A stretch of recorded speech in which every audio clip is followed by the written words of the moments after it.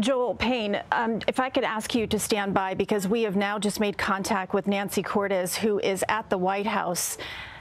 And Nancy, obviously a historic day. As I mentioned here, as soon as we broke in with this breaking news, this is just another twist to what has already been a historic election cycle.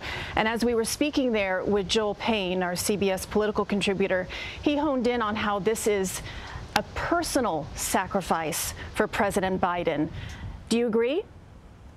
I do agree. This is a position, the presidency, that President Biden has been seeking for nearly half a century. But before we get to that, Christine, we do have a major piece of news, which is just moments ago, President Biden answered a question that many of us have been asking, and that was whether he would endorse his vice president to take his place. And in a statement on social media, he now has. Here's what he says. He says, "My very first decision as the party nominee in 2020 was to pick Kamala Harris as my vice president, and it's been the best decision I've made. Today, I want to offer my full support and endorsement for Kamala to be the nominee of our party this year.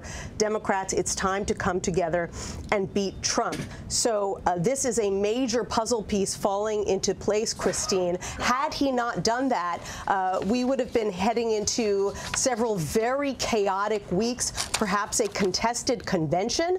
But this is the president basically turning not only his endorsement over to the vice president, but also his campaign war chest, his campaign operation, basically giving her the most high-profile endorsement he can to launch her on what will now be a breakneck 3.5-month campaign for the presidency. This is just something that we really haven't seen in modern times. I have to imagine before he made this endorsement, his inner circle, his team must have said to him, this is our best path forward. Yes, and there have been a couple of different schools of thought within the party, Christine. There are some who say, you know, let's have some kind of mini election, some sort of mini primary that will end up strengthening whoever comes out of it. And then there's been this other school of thought that says, no, that's a process that's uncontrollable. You can't predict who will end up being the victor. You could end up damaging any number of those who are involved. And these are individuals, some of whom have not been vetted on a national stage. And so this is clearly the safest route, especially given how little time there is to introduce the Democratic nominee to the public, get them comfortable enough with this individual to hopefully enable them to have a strong showing in November. So there's no question that this is the safest path. And the fact that the president did this and endorsed Kamala Harris as the nominee so soon after he announced that he himself would not be seeking the nomination is an indication that despite their public claims that they weren't looking into this at all, that behind the scenes there was a plan for this kind of 1-2 punch for the president to announce he wouldn't seek the nomination and then in very short order to throw his support behind his vice president. Nancy, so much information to take in here this afternoon. Please remind us and our viewers how exactly we got here. How did we get to today? Well, about a year ago, there were a lot of questions about whether President Biden would seek re-election. There were many Democratic voters who were a little bit nervous about the fact that he would be 86 at the end of a second term, who wondered if he had the energy and the vigor to continue. And he argued at that time, yes, he did. He said he had had a very successful first term. He felt he could be successful in a second term. He took some time to think about it, longer than anybody expected, and he ended up deciding to run for re-election.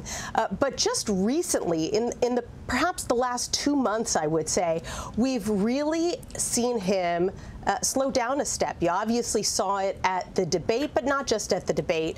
He seemed to have more difficulty, not just physically, but also remembering names, remembering facts, being able to summon facts as quickly as he once had. You know, this is an individual who was once known as a great orator, perhaps one of the greatest orators in the Senate, who was having trouble completing sentences, not in every situation, but in some situations. situations, and that made many Democrats nervous.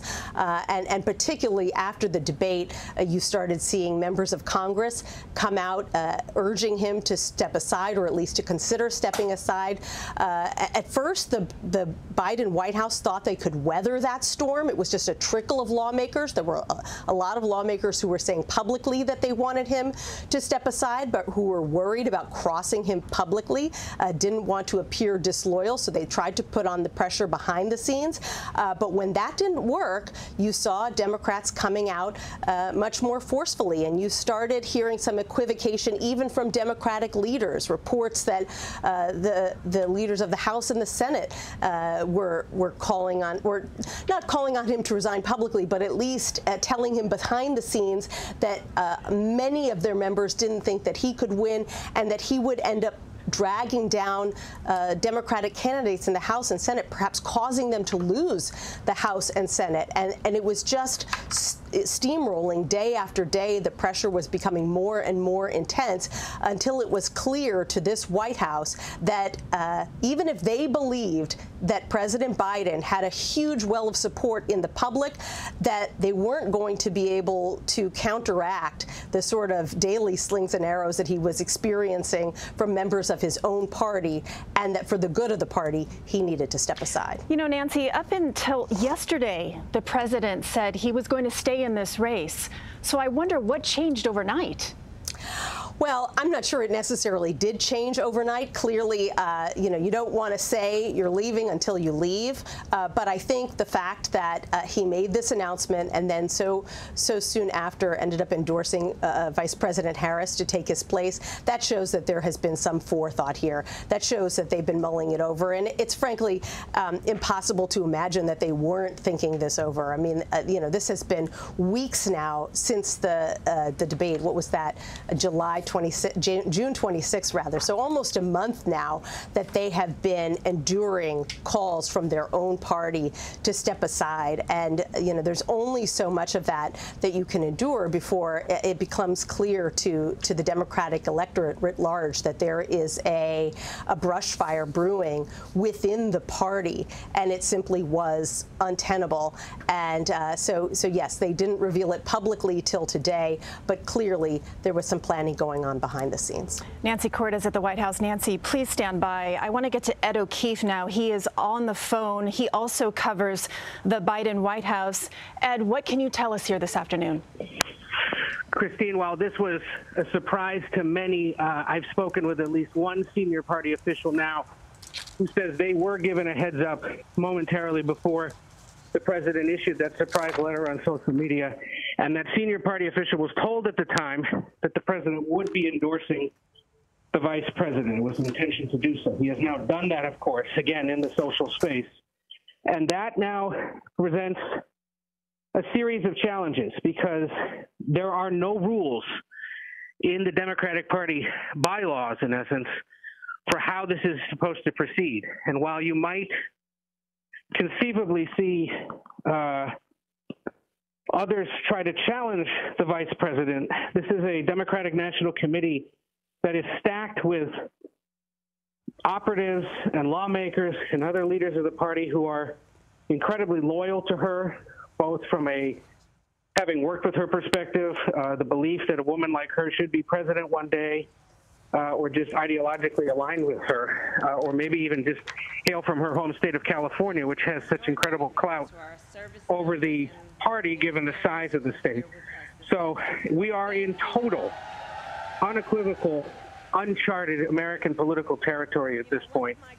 And so much is unknown about how exactly the party will proceed, whether they will respect the president's wishes, or whether we will see a series of people try to conduct a 4-week snap primary leading up to August 19th, which I believe is the day, right? That Monday, August 19th, when the convention begins in Chicago. There have been those, Christina, we should caution this and maybe explain why there's some appetite for this.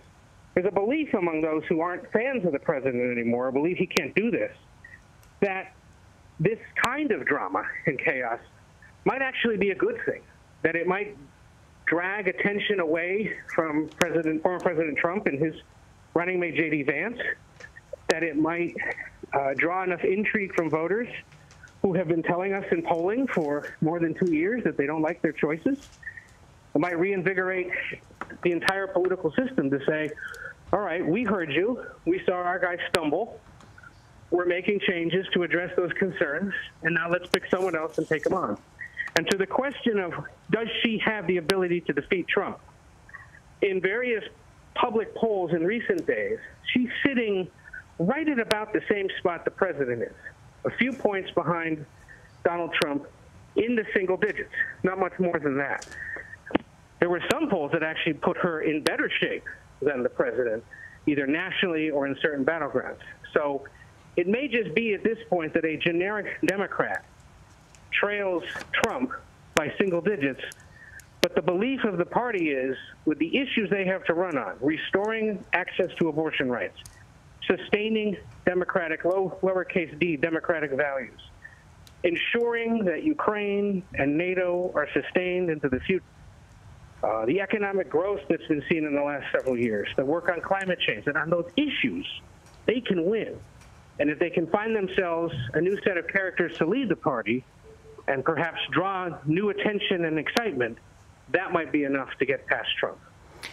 Ed O'Keefe, great insight there. I want to just pause you for a moment, but please do stand by. I'd like to recap here for our audience. It is now 2:31 in the East, 11:30 on the West, and there is breaking news on this, what now is a very historic Sunday for our nation. President Biden today announcing that he will not seek re-election. Biden, the 46th president of the United States, made this announcement in a letter just released. The president writes, "It has been the greatest honor of my life to serve as your president. And while it has been my intention to seek re-election, I believe it is in the best interest of my party and the country for me to stand down and to focus solely on fulfilling my duties as president for the remainder of my term." President Biden did offer his full support for Vice President Kamala Harris to be the Democratic Party's nominee this year. The president says that he will address the nation later this week.